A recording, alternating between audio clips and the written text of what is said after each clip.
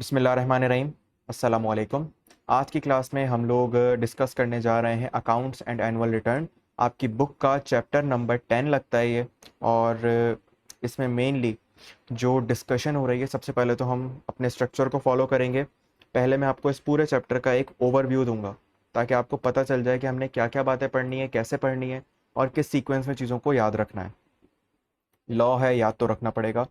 मैं कोई झूठा आश्रय नहीं दूंगा कि लॉ को याद रखे बगैर पेपर पास हो जाएगा, ऐसा कहीं नहीं होगा। लॉ को याद तो करना पड़ेगा, लेकिन उस याद करने को आसान ज़रूर बनाया जा सकता है। आज हम लोग पढ़ रहे हैं चैप्टर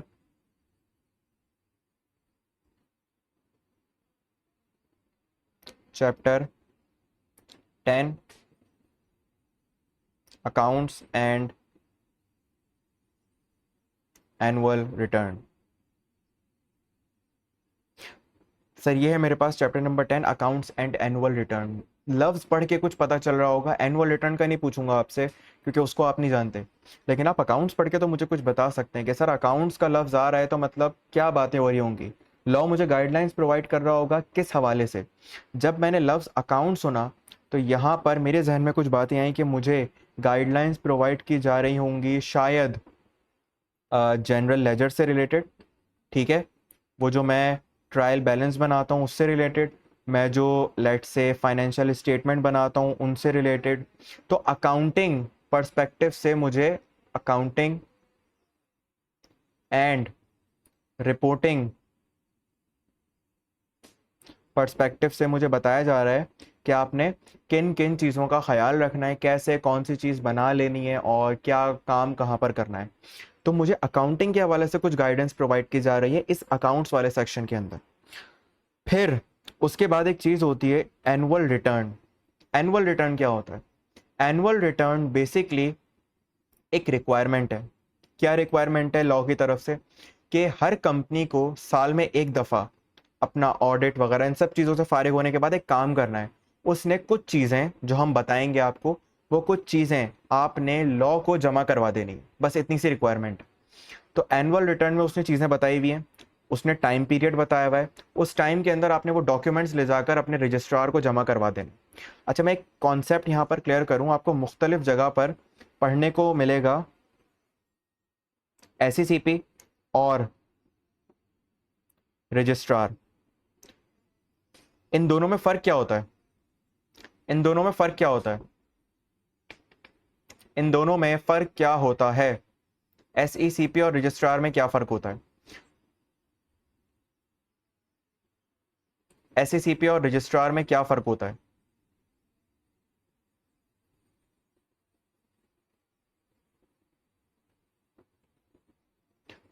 सर एसईसीपी का यहाँ पर मतलब है securities and exchange commission of Pakistan. तो जहाँ पर ये कहा गया है ना कि आप रजिस्ट्रार के पास जमा कराएंगे चीज़ें, तो अल्टीमेटली आप एसईसीपी की बात कर रहे हैं। और जहाँ ये कहा गया है कि एसईसीपी के पास जमा कराना है तो आप रजिस्ट्रार की बात कर रहे हैं। तो रजिस्ट्रार एसईसीपी का वो मुंतखब करदा बंदा है जिसके पास आप ये सारे डॉक्यूमेंट्स वगैरह लेकर जा रहे होते हैं। फिर कहीं बताया गया है कि एसईसीपी फैसला करेगा, तो एसईसीपी अपनी कोई कमेटी वगैरह बना दी होगी उसने और वहां पर वो लोग बैठकर फैसला कर रहे होंगे। तो जहां रजिस्ट्रार की बात है अल्टीमेटली वो एसईसीपी की बात कर रहा है, क्योंकि आप एसईसीपी कंपनी है, आप उससे से एसईसीपी कमीशन, आप उनके पास जाकर कमीशन से तो बात नहीं करेंगे, किसी कंपनी से किसी इदारे से तो बात नहीं करेंगे, आप उसके किसी रेलेवेंट पर्सन से बात करेंगे। तो रजिस्ट्रार उनका वो रेलेवेंट पर्सन है। ठीक है, तो एनुअल रिटर्न के अंदर आपको बताया गया है कि आपने क्या क्या चीज़ें उठाकर रजिस्ट्रार के पास किस टाइम के अंदर अंदर जमा करवानी है। ठीक है, चलें अब सबसे पहले हम अकाउंट्स एंड एनुअल रिटर्न के अंदर जो पढ़ेंगे ना, वो पढ़ेंगे बुक्स ऑफ अकाउंट्स के बारे में। हम पढ़ेंगे बुक्स ऑफ अकाउंट्स के बारे में। सर ये बुक्स ऑफ अकाउंट्स क्या होती हैं?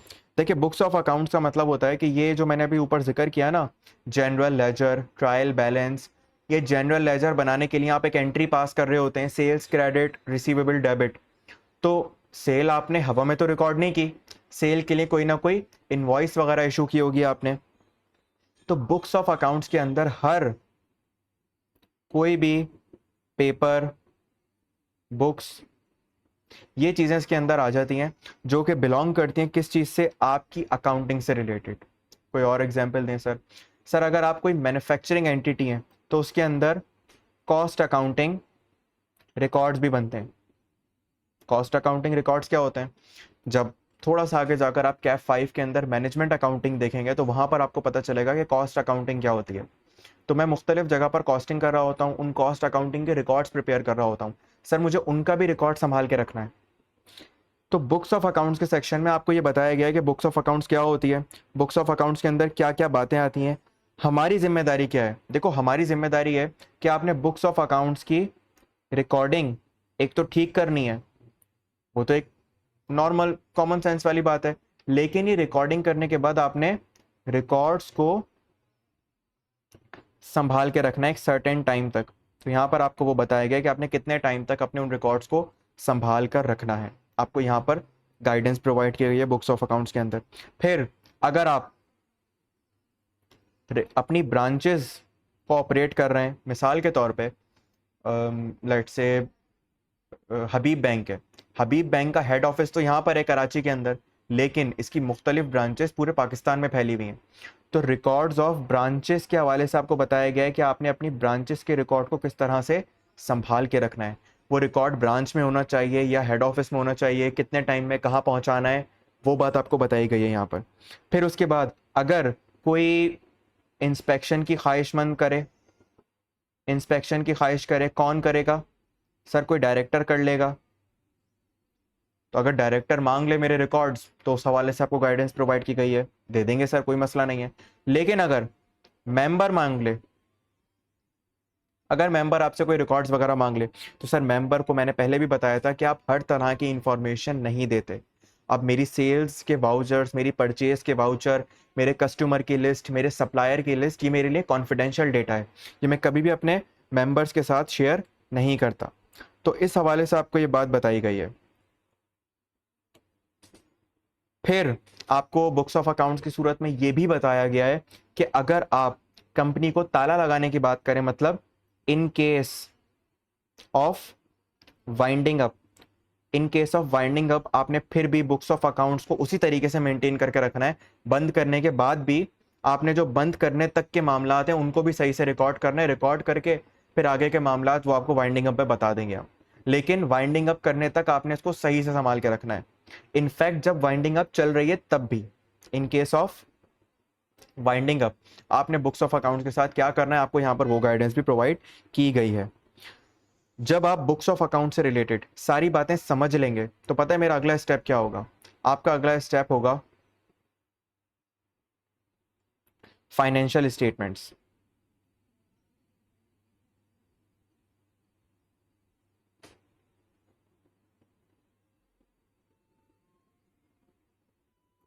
सर फाइनेंशियल स्टेटमेंट्स में मुझे बताया गया है कि फाइनेंशियल स्टेटमेंट्स क्या होती हैं। देखें, फाइनेंशियल स्टेटमेंट एक लफ्ज़ है, आपने पढ़ा है इसको अकाउंटिंग पर्सपेक्टिव से, लेकिन जाहिर है लॉ जब आपको पढ़ा रहा था तो लॉ ने कहा भाई मेरे लिए ज़रूरी है कि मैं आपको बताऊं कि फाइनेंशियल स्टेटमेंट्स की डेफिनेशन क्या है, फाइनेंशियल स्टेटमेंट में क्या क्या बातें आ रही होती हैं। तो यहाँ पर आपको फाइनेंशियल स्टेटमेंट्स की एक डेफिनेशन दी गई है। कमोबेश ये वही 5 एलिमेंट्स को रिप्रेजेंट कर रही होगी जो आप अकाउंटिंग में पढ़ के आए, जैसे कि statement of financial position, comprehensive income, changes in equity, cash flows, notes to the accounts, इस तरह की कुछ बातें होंगी, लेकिन थोड़ी सी एक दो और बातें भी होंगी। तो लॉ ने फाइनेंशियल स्टेटमेंट की एक डेफिनेशन दी है, यहां पर आपको वो डेफिनेशन भी सुनने को मिलेगी। फिर उस डेफिनेशन के बाद लॉ ने एक बड़ी मजेदार डेफिनेशन दी है। किस चीज की डेफिनेशन? लॉ ने बताया ये जो फाइनेंशियल स्टेटमेंट से रिलेटेड एक अब्बू होते हैं ना, जो ये फाइनेंशियल मैटर्स सारे देख रहे होते हैं, वो होते हैं आपके सीएफओ। तो लॉ ने आपको सीएफओ की डेफिनेशन भी बता दी है। जरा सोचो, लॉ अगर सीएफओ की डेफिनेशन बताएगा तो वो क्या बताएगा? ठीक है, तो अभी आप देखेंगे लॉ एक की एक बड़ी मजेदार डेफिनेशन। फिर उसके बाद आपको फाइनेंशियल स्टेटमेंट से रिलेटेड, आपको फाइनेंशियल स्टेटमेंट से रिलेटेड कुछ रिक्वायरमेंट्स बताई गई हैं। सर ये रिक्वायरमेंट्स किस तरह की होंगी? ये आपको ये नहीं बताएगा कि फाइनेंशियल स्टेटमेंट बनानी कैसे है, ये डेबिट क्रेडिट नहीं सिखाएगा आपको कभी भी। ये बताएगा कि आपने फाइनेंशियल स्टेटमेंट कब तक प्रिपेयर करके रखनी है। ये आपको बताएगा कि आपने फाइनेंशियल स्टेटमेंट कितने टाइम के अंदर अंदर रेडी करनी है। फिर आपको बताएगा कि आपने उन फाइनेंशियल स्टेटमेंट को कब और कहाँ किस किस के पास जमा करवाना है, आपको यहाँ पर ये बता देगा। आपको यहाँ पर इसने एक रिक्वायरमेंट लगाई है कि आपने लाजमी अपनी फाइनेंशियल स्टेटमेंट्स का ऑडिट करवाना है। तो गाइडेंस प्रोवाइड की गई है, लॉ ने कुछ रूल बताएं कि भाई इन कंपनीज को ऑडिट करवाने की ज़रूरत है, इनको ज़रूरत नहीं है। ऑडिट के अलावा इसने आपको ये बताया कि आपने अपनी फाइनेंशियल स्टेटमेंट डिस्पैच करनी है किस किस को आपने अपनी फाइनेंशियल स्टेटमेंट्स भिजवानी है। सर मुझे मेंबर्स को भिजवानी होती हैं, मेंबर्स को भिजवानी है तो कब भिजवानी है, आपको यहाँ पर गाइडेंस प्रोवाइड की गई है। सर आपने अगर ये फाइनेंशियल स्टेटमेंट्स जब प्रिपेयर कर ली हैं तो आपने इनको क्या करना है, आपने इन फाइनेंशियल स्टेटमेंट्स को उठाकर मेंबर्स के साथ साथ एससीसीपी और अगर आप कोई लिस्टेड कंपनी वगैरह हैं तो शायद पीएसएक्स, तो बताया गया है यहाँ पर पूरी डिटेल्स है। देखें ये एक ओवरव्यू है, तो कभी भी इस ओवरव्यू को लॉ मत समझिएगा, यहाँ पर आपको गाइडेंस दे रहा हूँ मैं कि पढ़ना किस तरीके से। तो ये फाइनेंशियल स्टेटमेंट्स आपने किन किन को भिजवानी है, यहाँ पर वो गाइडेंस प्रोवाइड की गई है। फिर उसके अलावा आपको बताया गया है कि जब फाइनेंशियल स्टेटमेंट्स रेडी हो जाती है ना, देखें एक मैनर समझिएगा, फाइनेंशियल स्टेटमेंट्स जब तैयार होती हैं तो उसके बाद उनका ऑडिट होता है, ऑडिट के बाद उन्हें डायरेक्टर्स अप्रूव करते हैं। मैं एक टाइमलाइन के ऊपर आपको ये पूरी साइकिल समझाता हूँ, ये ध्यान से समझिएगा, ये टाइमलाइन आपको बहुत काम आएगी। 1 जनवरी 2026 मेरा ईयर एंड हुआ 31 जनवरी 2026, सही है, ये है मेरा ईयर एंड। मैं इस साल की फाइनेंशियल स्टेटमेंट्स प्रिपेयर कर रहा हूँ, अज्यूम करते हैं ये प्रिपेयर करने में मुझे लग गए 10 दिन, 31 जनवरी नहीं 31 दिसंबर, ये प्रिपेयर करने में मुझे लग गया तकरीबन 10 दिन। तो 10 जनवरी 2027 तक मेरी फाइनेंशियल स्टेटमेंट्स रेडी हो गई। अब ये फाइनेंशियल स्टेटमेंट्स तैयार है, लेकिन मुझे अब इनका करवाना पड़ेगा क्या, ऑडिट। तो अब इनका ऑडिट चलेगा कुछ टाइम के लिए, फॉर सपोज 31 मार्च तक इनका चलेगा ऑडिट। जब इनका चलेगा ऑडिट, ऑडिट कंप्लीट हुआ। अब ऑडिट कंप्लीट होने के बाद पता है अगला काम क्या होगा, ऑडिट कंप्लीट होने के बाद ये फाइनेंशियल स्टेटमेंट्स वापस कंपनी के पास आएंगी, ऑडिटेड फाइनेंशियल स्टेटमेंट कहूंगा अब मैंने, और इन ऑडिटेड फाइनेंशियल स्टेटमेंट को 3 अप्रैल तक 3 अप्रैल को कुछ लोग साइन करेंगे। कौन लोग अप्रूव करेंगे ऑडिटेड एफएस को, कौन करेंगे सर, ये डायरेक्टर्स करेंगे ये वाला काम। ये साइकिल समझना बड़े ध्यान से, अगर ये साइकिल समझ में नहीं आएगी तो पूरी जिंदगी लॉ में ख्वार होते रहोगे, और अगर अभी ये साइकिल समझ ली तो पूरा लॉ आसान हो जाएगा। फाइनेंशियल ईयर एंड हुआ, फाइनेंशियल स्टेटमेंट तैयार हो गई, फिर हमने उनका ऑडिट करवाया, तो ऑडिट तकरीबन 2-2.5 महीने चला। ऑडिट कंप्लीट होने के बाद ऑडिटर ने अपनी ऑडिट रिपोर्ट अभी तक फाइनल नहीं की है, उसने वो फाइनेंशियल स्टेटमेंट उठाकर डायरेक्टर्स को भेजे कि काइंडली अप्रूव करके मुझे भिजवाओ। सारी एडजस्टमेंट्स उसके अंदर रिकॉर्ड हो गई, अगर ऑडिटर ने कोई मसला निकाला है वो मसला भी रिजॉल्व हो गया है, ठीक है, सारे मसले रिजॉल्व हो चुके हैं। अब डायरेक्टर क्या करेगा, डायरेक्टर फाइनेंशियल स्टेटमेंट्स को अप्रूव करेगा कि हाँ मैं इन फाइनेंशियल स्टेटमेंट को सही समझ रहा हूं, ये लो आप ले जाओ। फिर उसके बाद ये वापस किसके पास आएंगी, ऑडिटर के पास आएंगी फाइनेंशियल स्टेटमेंट, लेट्स से 5 अप्रैल, 5 अप्रैल को ये वापस ऑडिटर के पास आएंगी। और अब ऑडिटर क्या करेगा, auditor in approved financial statement की बेसिस पर अप्रूव्ड एफएस की बेसिस पर क्या इशू करेगा, ऑडिट रिपोर्ट साइन करके इशू करेगा। बात समझ में आई। और फिर आपके पास ये सारी चीजें तैयार हो चुकी है, मतलब ऑडिट रिपोर्ट भी आ गई साइंड, फाइनेंशियल स्टेटमेंट भी आ गई अप्रूव्ड ऑडिटेड, सारी चीजें। अब आप ये उठाकर मेंबर्स को भिजवाएंगे, या एससीसीपी को जमा करवाना है, रजिस्ट्रार को जमा करवाना है, पीएसएक्स को जमा करवाना है, सारी बातें इसके बाद एप्लीकेबल होंगी। तो जब भी आपको कहा जाए कि ऑडिटेड एफएस या अप्रूव करवानी है, तो ये साइकिल अपने जहन में रखिएगा कि पहले एक फाइनेंशियल स्टेटमेंट का ऑडिट होता है, लेकिन ऑडिट होने का मतलब ये हरगिज नहीं है कि ऑडिट का मतलब ऑडिट रिपोर्ट साइन हो गई। अभी तक ऑडिटर मुतमईन है फाइनेंशियल स्टेटमेंट से, साइन अभी भी नहीं किया उसने रिपोर्ट को। ये सब ड्रामेबाजी करने के बाद वो बोलता है कि डायरेक्टर पहले तुम फाइनेंशियल स्टेटमेंट्स को अप्रूव करो, तुम बोलो कि मैं इन फाइनेंशियल स्टेटमेंट को ऑथेंटिक मानता हूं। वो बोलेगा ठीक है मैं मानता हूं। अब मैं उनको अप्रूव फाइनेंशियल स्टेटमेंट को क्या करूंगा, साइन करूंगा ऑडिट रिपोर्ट के ऊपर, ये कहते हुए कि भाई ये जो फाइनेंशियल स्टेटमेंट है ये डायरेक्टर्स ने भी अप्रूव कर दी, मैंने भी इनका ऑडिट कर लिया, और ये लो इनकी ऑडिट रिपोर्ट। फिर उसके बाद आप ये सारी चीज़ें कंपनी को प्रोवाइड कर देंगे और कंपनी अपनी रिक्वायरमेंट्स पूरी कर लेगी। ये पूरी साइकिल समझ में आई आप लोगों को? एक सवाल है सर, ये एनुअल रिपोर्ट्स वही हैं जो सेक्शन 42 की कंपनी पर रिक्वायरमेंट है कि प्रीवियस 3 ईयर्स के अंदर एफएस एनुअल रजिस्ट्रार को देनी होती हैं? जी बिल्कुल, एनुअल रिपोर्ट्स के अंदर और बहुत सारी चीज़ें आ जाती हैं, वो भी आप यहाँ पढ़ेंगे। एनुअल रिपोर्ट में सिर्फ फाइनेंशियल स्टेटमेंट नहीं आती, एनुअल रिपोर्ट के अंदर और बहुत सारी चीज़ें आ जाती हैं। और सेक्शन 42 के अंदर भी रिक्वायरमेंट है कि आपने अगर 3 साल तक ये जमा ना करवाई तो वो सारे मसले आपके पास आ सकते हैं। ठीक है, आपने एनुअल रिपोर्ट जमा करवानी होती है, बिल्कुल ये उसी की बात कर रहा है। ओके, अभी तक मैंने आपको 2 बातें समझाई ओवरऑल इंडेक्स के अंदर। वो 2 बातें क्या थी? एक मैंने आपको बुक्स ऑफ अकाउंट्स का बताया कि बुक्स ऑफ अकाउंट्स में क्या क्या बातें आ रही होती हैं, आपने किस तरीके से कौन सी चीज़ रिकॉर्ड करनी है और कितने टाइम तक उन रिकॉर्ड्स को संभाल के रखना है। फिर मैंने आपको बताया फाइनेंशियल स्टेटमेंट्स क्या होती हैं, इनकी डेफिनेशन पढ़ेंगे, सीएफओ कौन होता है, फाइनेंशियल स्टेटमेंट की रिक्वायरमेंट है कि आपने कब तक तैयार कर लेनी है, फिर उनका ऑडिट करवाना है, फिर उनको मेंबर्स को भिजवाना है। मेंबर्स के साथ साथ अगर लेट्स से लिस्टेड कंपनी है तो आपने रजिस्ट्रार को भी जमा करवानी है, आपने पीएसएक्स को भी जमा करवानी है, आपने एसएससीपी को भी भिजवानी है। वो सारी चीज़ें आपको बता दी जाएंगी। अब इसके बाद अगले सेक्शन में आप ये देख रहे होंगे कि सर अगर कोई ऐसी कंपनी है जिसको ऑडिट करवाना ज़रूरी नहीं है, तो ऑडिट ना करवाने की सूरत में उसको क्या काम करना है, वो भी यहाँ पर कवर हो जाएगा फाइनेंशियल स्टेटमेंट वाले सेक्शन के अंदर।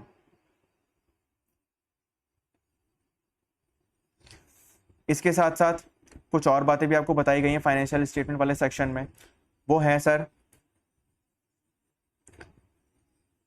ये जो हम नॉर्मली बात कर रहे थे ये एनुअल फाइनेंशियल स्टेटमेंट की बात कर रहे थे, वो सालाना जो बनती हैं। लेकिन सर कुछ क्वार्टरली फाइनेंशियल स्टेटमेंट्स भी होती हैं जो हर 3 महीने की बनती हैं या 6 महीने की बनती हैं। तो क्वार्टरली फाइनेंशियल स्टेटमेंट्स के साथ क्या करना चाहिए, कितने टाइम में करना चाहिए, किस किस को करना चाहिए, किस किस को नहीं करना चाहिए, तो क्वार्टरली एफएस के हवाले से आपको गाइडेंस प्रोवाइड की गई है।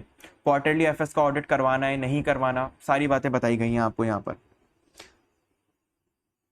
फिर सर उसके बाद आपने अपनी फाइनेंशियल स्टेटमेंट वेबसाइट पर पोस्ट करनी है, किसको करने की ज़रूरत है, कितने दिन में करने की ज़रूरत है, ये बात आपको प्रोवाइड की गई है। आजकल आप जाएंगे तो आपको नज़र आएगा हर कंपनी की वेबसाइट के ऊपर उनकी फाइनेंशियल स्टेटमेंट तकरीबन पोस्टेड होती है। तो अगेन क्या सबको ये करना लाजिम है? गाइडेंस प्रोवाइड की गई है इसके ऊपर।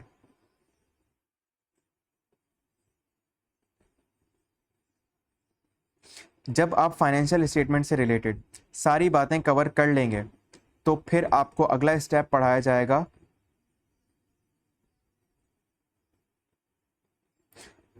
ग्रुप फाइनेंशियल स्टेटमेंट्स का। ग्रुप फाइनेंशियल स्टेटमेंट ये क्या होता है? ये इसका तीसरा सेक्शन है, इस चैप्टर की बात कर रहा हूं। ग्रुप फाइनेंशियल सर ये ग्रुप फाइनेंशियल स्टेटमेंट्स क्या होती हैं?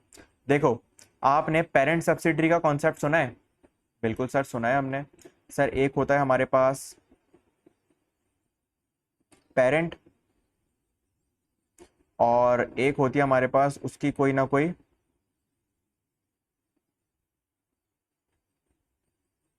मुझे एक बात बताओ, सब्सिडरी को सब्सिडरी क्यों कहते हैं? क्योंकि हमारा उसके ऊपर कंट्रोल डिफाइन हो रहा होता है या हमने उसमें इन्वेस्टमेंट की होती है बहुत ज्यादा, तो इस सिचुएशन की वजह से हम उसे क्या कह रहे होते हैं? अपनी सब्सिडरी। एक बात बताओ कि उस सब्सिडरी को आप अपना हिस्सा मानते हो, लेकिन जब फाइनेंशियल स्टेटमेंट बना रहे हो तो सब्सिडरी की ना सेल रिकॉर्ड कर रहे हो अपने पास, ना कॉस्ट ऑफ सेल रिकॉर्ड कर रहे हो, ना सैलरीज वगैरह कुछ भी रिकॉर्ड नहीं कर रहे। तो अगर आपकी कंपनी का लेट से पेरेंट का शेयर होल्डर आएगा, पेरेंट का शेयर होल्डर आएगा मतलब मालिक आएगा, वो क्या बोलेगा कि मैं इस कंपनी का मालिक हूं या मैं इस पूरी सब्सिडरी का भी मालिक हूं, मैं इस पेरेंट का भी मालिक हूं और इस पेरेंट ने जितना सब्सिडरी में हिस्सा लिया हुआ है मैं उसका भी मालिक हूं। जवाब दो, ये शेयर होल्डर क्या सिर्फ पेरेंट का मालिक है या पेरेंट के साथ साथ उसकी सब्सिडरी का भी मालिक है?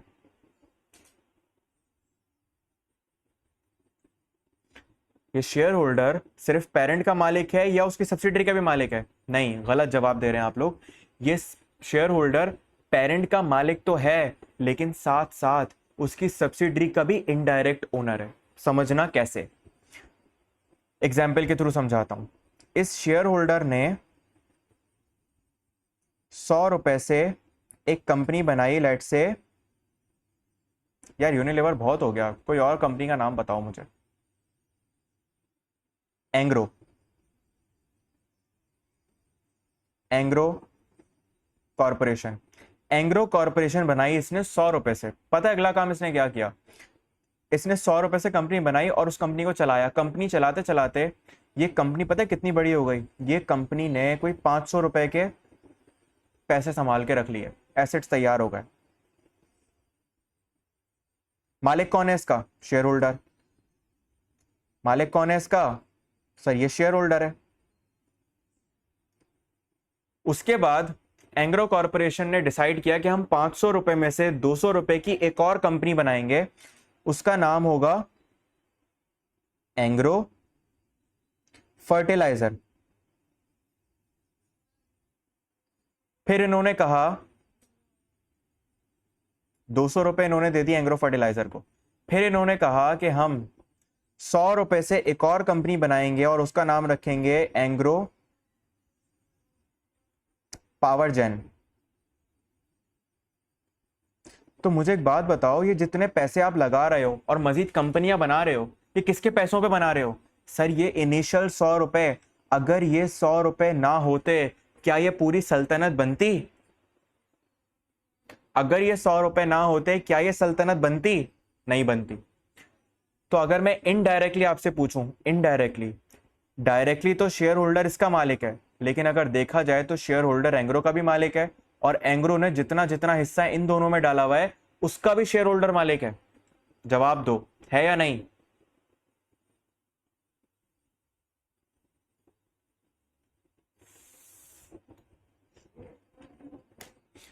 कॉन्सेप्ट क्लियर हुआ कि मैं क्यों कह रहा हूं शेयर होल्डर इन सबका मालिक है? सही है। अब नो, क्यों भाई, क्यों नहीं? क्यों कॉन्सेप्ट क्लियर नहीं हुआ? नहीं, फरीद ने कह रहा है नो, तो पूछ रहा हूं क्या मसला आया, क्या बात समझ नहीं आई? देखो 100 रुपए से मैंने एक कंपनी बनाई, उस कंपनी ने बिल्कुल होल्डिंग ओन करती है। मुझे एक बात बताओ फरीद, आपके दादा कल को आपको आकर कोई काम कहते हैं कि फरीद बेटा मुझे पानी पिला दो, ठीक है? अगर वो आकर पानी का कहते हैं आपको, आप उनको मना कर दोगे? बोलोगे नहीं नहीं मैं अपने बाप को पिलाऊंगा सिर्फ पानी? दादा को मना कर दोगे? क्यों नहीं? भाई दादा है, बाप थोड़ी है, बाप थोड़ी है तुम्हारे, क्यों पिलाओगे पानी? मना कर दो। बोला आप कौन हो भाई, आप अजीब अजनबी हो मेरे लिए, मैं अपने बाप को जानता हूं सिर्फ। क्या आप ये बोलोगे? यही कॉन्सेप्ट जरा यहां पर अप्लाई करो। बजाहिर एंग्रो कॉरपोरेशन बाप है किसका? एंग्रो फर्टिलाइजर का। तो आप बोलोगे सर एंग्रो कॉरपोरेशन बाप है, एंग्रो फर्टिलाइजर का, बात खत्म। लेकिन अगर एंग्रो कॉरपोरेशन का बाप शेयर होल्डर है तो क्या शेयर होल्डर का हक एंग्रो फर्टिलाइजर के ऊपर नहीं है? इसे हम लोग कह रहे होते हैं इनडायरेक्ट शेयर होल्डिंग। क्या कह रहे होते हैं?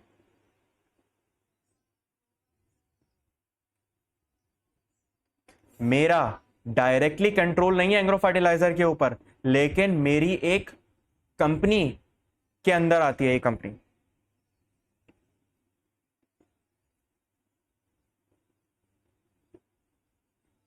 सर बड़े वाले बाबा हैं। अब बात समझ में आई फरीद कि मैंने क्यों कहा शेयर होल्डर का इख्तियार इन दोनों कंपनीज के, इन तीनों कंपनीज, मतलब अल्टीमेटली यहां पर मैंने एक चीज मैंने यहां पर अज्यूम की है कि शेयर होल्डर एक ही है। इसने एक कंपनी बनाई, फिर इस कंपनी ने 2 और कंपनियां बनाई, फिर 10 और कंपनियां, चलती जा रही है सल्तनत। तो इन सारी चेन का मालिक वो अकेला शेयर होल्डर नहीं है, और ये सारी चेन इस एंग्रो के अंडर आती है। बात समझ आई? तो मुझे एक बात बताओ कि आपने जब एंग्रो कॉरपोरेशन, एजीएम में तो नहीं जाएगा वो, देखो एजीएम का केस अलग है फरीद, जब एजीएम की बात आएगी तब हम उस पर बहस करेंगे। अभी अगर सारी चीजें मिक्सअप कर दोगे तो फिर ग्रुप फाइनेंशियल स्टेटमेंट नहीं समझ में आएगी। अभी मैं ग्रुप समझा रहा हूं आपको कि मैं ग्रुप किसे कहता हूं, ठीक है? अभी ग्रुप समझो पहले आप। एजीएम की जहां बात आएगी मैं बताऊंगा कि एजीएम में क्या करना होगा, वरना सारी बातें मिक्सअप हो जाएंगी आपकी। ग्रुप स्ट्रक्चर समझ में आया कि मैं ग्रुप किसे कह रहा हूं? शेयर होल्डर, उसने बनाई एंग्रो कॉरपोरेशन,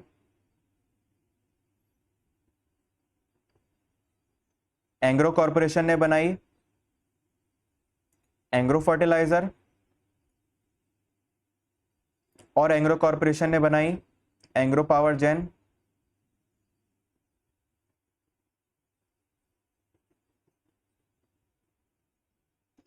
फिर शायद एंग्रो पावर जेन ने एंग्रो कुछ व्हीकल्स खोल ली हो, मिसाल दे रहा हूं, ऐसी कोई कंपनी है नहीं। तो मुझे एक बात बताओ, ये सारी कंपनीज अपनी अपनी फाइनेंशियल स्टेटमेंट तो बना रही होंगी, जो ऊपर आप लॉ पढ़कर आए उस लॉ के अंदर सारी की सारी कंपनीज अपनी एफएस बना रही होंगी, एंग्रो भी बनाएगा अपनी एफएस, लेकिन एंग्रो के अंडर में ये सारी कंपनीज आती हैं। तो क्या शेयर होल्डर ये नहीं देखना चाहेगा कि यार ये एंग्रो कॉरपोरेशन के जो बच्चे हैं छोटे छोटे, अगर मैं इन सबका पैसा भी जोड़ लूं तो मैं हकीकत में कितने परसेंट का मालिक हूं, मेरे पास कितनी दौलत है, मेरी सल्तनत में कितना पैसा है?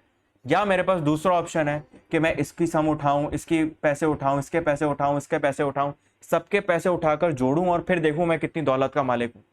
इससे बेहतर ये नहीं है कि एंग्रो कॉरपोरेशन अपनी एक और फाइनेंशियल स्टेटमेंट बनाए, लेकिन उसको नाम दे ग्रुप एफएस का, और ग्रुप एफएस के अंदर वो सिर्फ एंग्रो की सेल रिकॉर्ड नहीं करेगा, बल्कि वो एंग्रो के साथ साथ एंग्रो फर्टिलाइजर की सेल भी रिकॉर्ड करेगा, एंग्रो पावर की सेल भी रिकॉर्ड करेगा, एंग्रो व्हीकल की सेल भी रिकॉर्ड करेगा, जितने परसेंट उसका कंट्रोल है। अभी तक मैंने 100% अज्यूम किया कंट्रोल, तो इसीलिए मैं बात कर रहा हूं सारी की सारी सेल रिकॉर्ड करेगा। तो इस ग्रुप फाइनेंशियल स्टेटमेंट के अंदर इसकी 100 रुपए की सेल भी आ रही होगी, इसकी 10 रुपए की सेल, इसकी 15 रुपए की सेल, इसकी 25 रुपए की सेल, टोटल कितनी हो गए? 15, 25, 10, तकरीबन ये 40 रुपए, 50 रुपए और 150 रुपए। तो ग्रुप एफएस के अंदर इन सब की सेल आ रही होगी विच इज 150। बात समझ में आई ये वाली? और इस पूरे कॉन्सेप्ट को हम लोग नाम दे रहे होते हैं कंसोलिडेशन।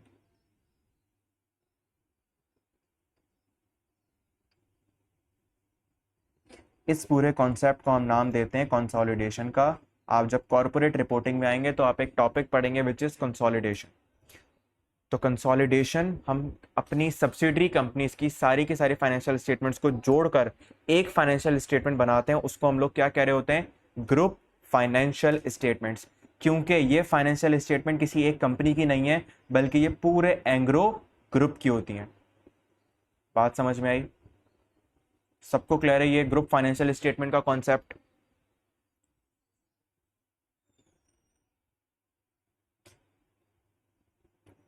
तीनों मुझे जवाब देंगे, जिन जिनको भी कंफ्यूजन थी सब बताएंगे।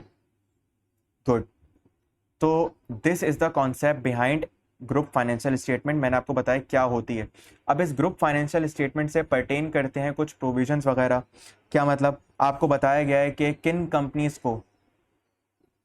कंपनीज के लिए रिक्वायरमेंट है कि वो ग्रुप एफएस बनाए। ग्रुप एफएस की रिक्वायरमेंट किस किस के ऊपर है आपको यहाँ पर ये बताया गया है। फिर उसके अलावा किस किस को एक्सेप्शन दी गई है हमने यहाँ पर वो बता दिया आपको।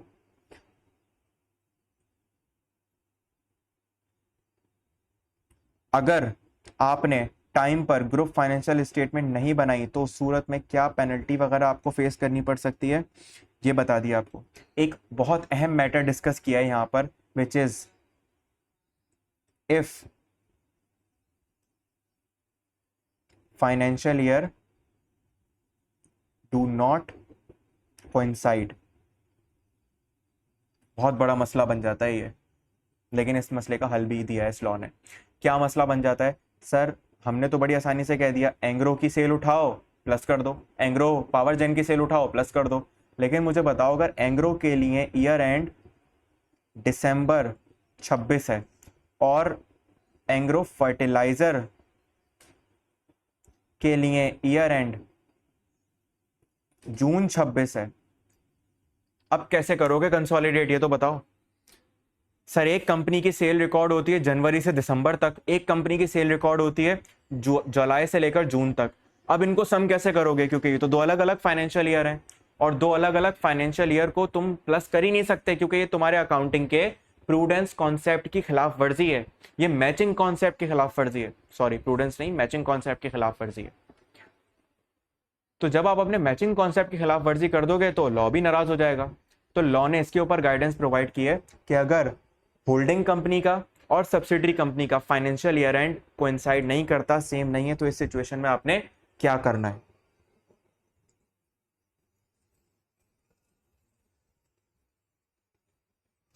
इसमें कोई सवाल कंसोलिडेटेड ओवरव्यू के अंदर, अगेन कोई ये नहीं पूछा सर ये कैसे करना है, क्या रिक्वायरमेंट है, रिक्वायरमेंट्स पढ़ाऊंगा मैं एक एक लॉ के अंदर, मैं जस्ट आपको एक स्ट्रक्चर दे रहा हूं, अभी स्ट्रक्चर होता है तो पढ़ना आसान होता है। ठीक है सर, उसके बाद आपको एक मैटर पर डिस्कशन की गई है which is about directors report and statement of compliance. शायद स्टेटमेंट ऑफ कंप्लायंस का लफ्ज आपने कहीं पर सुना हो, अगर नहीं सुना तो बता दूंगा क्या होता है। डायरेक्टर्स रिपोर्ट होती है और एक होती है statement of compliance. Her company के लिए रिक्वायरमेंट नहीं है डायरेक्टर्स रिपोर्ट की और स्टेटमेंट ऑफ कंप्लायंस की, तो किन कंपनीज को ये चीज़ प्रिपेयर करनी है बताया गया आपको इसके हवाले से कि किन कंपनीज के लिए रिक्वायरमेंट्स है कि वो डायरेक्टर्स रिपोर्ट बनाएंगे और स्टेटमेंट ऑफ कंप्लायंस बनाएंगे। फिर उसके अलावा डायरेक्टर्स रिपोर्ट के अंदर क्या क्या कंटेंट्स आने चाहिए, क्या क्या सेक्शंस आएंगे, क्या क्या चीज़ें आएंगी, आपको वो बताया गया है। और ये एक बड़ी फजूल सी चीज़ है कि इनको हमें याद करना पड़ता है, मैं अफसोस के साथ कहना चाहूँगा ये कंटेंट्स ऑफ डायरेक्टर्स रिपोर्ट आपको याद करने पड़ेंगे, क्योंकि ये अक्सर पेपर में पूछ लेता है कि बताओ डायरेक्टर्स रिपोर्ट के कंटेंट्स क्या हैं।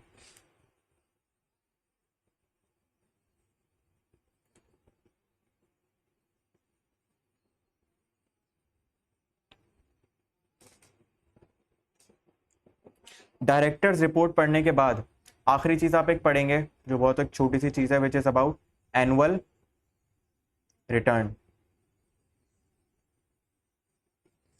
यहां पर आपको एनुअल रिटर्न के हवाले से बताया जाएगा कि एनुअल रिटर्न के लिए रिक्वायरमेंट क्या है, किन कंपनीज को एनुअल रिटर्न जमा करवाना है, और इसके साथ साथ यहाँ पर आपको ये भी गाइडेंस प्रोवाइड की जाएगी कि आपको किस डेट तक जमा करवाना है, कब तक जमा करवाना है, आपने किस स्पेसिफाइड फॉर्म में जमा करवाना है, क्योंकि अब आजकल सारी चीज़ें जो हैं वो ऑनलाइन हो गई हैं। पहले ये काम कैसे होता था, आप एसएससीपी के पास जाते थे, एक फॉर्म लेते थे, उसको भरते थे, चालान पे करते थे और जाकर लाइन में लगकर जमा करवाते थे, लेकिन अब ये सब कुछ ऑनलाइन हो गया, तो ये वेबसाइट के थ्रू हो रहा होता है सारा काम। फिर इसके लिए आपको टाइम लिमिट वगैरह बता दी गई है कि आपने कितने टाइम के अंदर अंदर ये एनुअल रिटर्न जमा करवा देना है और इसका रिकॉर्ड आपने किस तरीके से रखना है। तो वही बुनियादी बातें जो अक्सर आपको लॉ बता रहा होता है। यहां पर आकर ये चैप्टर खत्म हो जाएगा। पूरे चैप्टर का स्ट्रक्चर क्लियर है हमें। एक बात मैं नॉलेज के लिए यहां पर ऐड करता जाऊं, क्योंकि यहां पर ये बात निकली है स्पेसिफाइड फॉर्म की। लॉ में अक्सर जगहों पर आप एक लफ्ज सुनेंगे विच इज फॉर्म ए जमा करवा देना।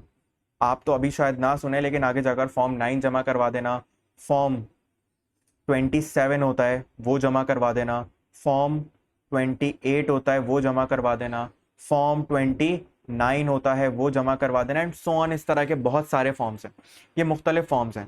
तो अक्सर हमें पढ़ाने वाले या पढ़ने वाले ऐसा लगता है कि ये शायद आप एसएससीपी के पास जाएंगे, उनसे फॉर्म लेंगे, उसको भरेंगे, जैसे हम अपना चालान भरते हैं और ले जाकर बैंक में जमा कराएंगे, फिर पहले ऐसा होता था। लेकिन अब ये सारा सिस्टम इन्होंने ऑनलाइन कर दिया है, और ऑनलाइन करने का फ़ायदा ये हुआ है कि अब ये सारा काम कंपनीज को अपने ऑफिस में बैठे बैठे कर लेते हैं। वो कैसे करते हैं? वो ये सारा काम, एक वेबसाइट है प्यूकार्ड्स करके, उस वेबसाइट पर आप जाएंगे और इस वेबसाइट पर जाकर आप अपने पीएसएक्स से रिलेटेड जितनी भी चीज़ें वो फाइल कर सकते हैं। प्लस इसके अलावा एससीसीपी के लिए ईजी, मैं शायद स्पेलिंग भूल रहा हूँ, मुझे स्पेलिंग नहीं याद उसकी।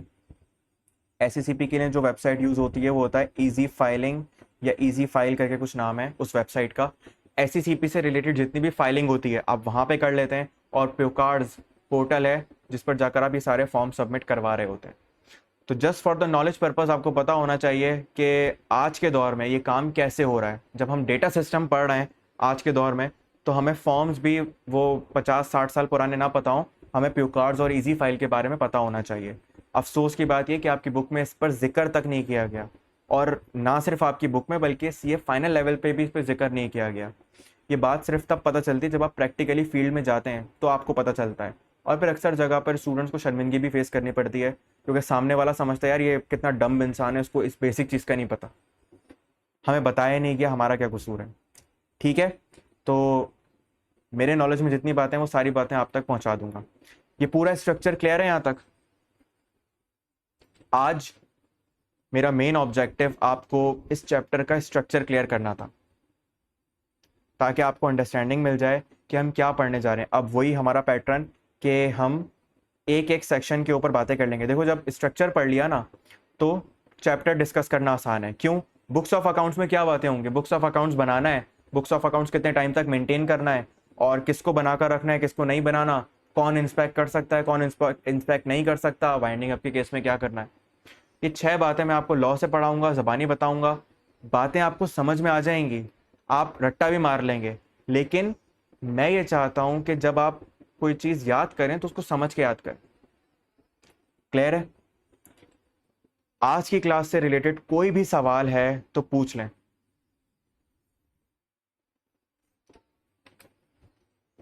आज की क्लास में कोई भी सवाल है तो मुझसे पूछ लें। सर ये बोर्ड शेयर कर दीजिएगा। बिल्कुल कर दूंगा मैं बोर्ड शेयर। और बताइए, और कोई सवाल? ये तो हुक्म है, सवाल बताएं कोई।